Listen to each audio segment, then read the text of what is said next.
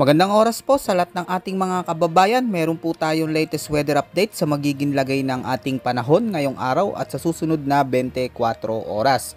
Ano nga ba ang inaasahan natin magiging panahon ngayong araw mga kababayan, at may namomonitor na nga ba tayong low pressure area o bagyo na posibleng pumasok sa loob ng ating Philippine Area of Responsibility sa mga susunod na araw?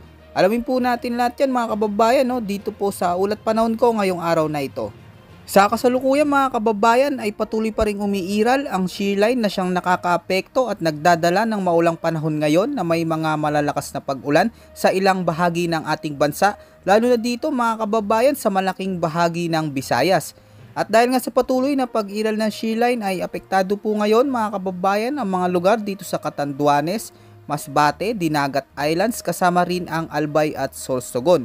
Kaya asahan po mga kababayan, ang mga lugar na ito ay makakaranas ng maulap na papawirin hanggang sa madilim na kaulapan na may mga kalat-kalat na pag-ulan, pagkulog at pagkidlat, lalo na pagsapit ng hapon at gabi. Hindi naman inaalis ang posibilidad ng mga biglaang pagbaha at pagguho ng lupa, lalo na kung may mga malalakas na pag-ulan. Kaya sa mga kababayan natin, maging alerto po tayo at huwag po nating kalilimutan magdala palagi ng payong. Dito naman sa mga lugar sa Apayao, Quezon, Aurora, kasama rin ang Cagayan Valley at nalalabi pang bahagi ng Bicol Region, ay asahan po mga kababayan na makakaranas ng maulap na kalangitan na may mga pag-ulan. Posible po yan pagsapit ng hapon o gabi. Ang mga pag-ulan naman na ito mga kababayan ay dulot naman ng patuloy na umiiral na northeast monsoon. Kaya hindi naman inaalis ang tsansa ng mga biglaang pagbaha at pagguho ng lupa, lalo na kung magdudulot ito ng matitinding pag-ulan. Samantala mga kababayan, sa Metro Manila naman at sa nalalabi pang bahagi ng Luzon ay magiging maulap hanggang sa madilim na kaulapan na may mga pag-ulan, dulot pa rin ng epekto ng umiiral na northeast monsoon.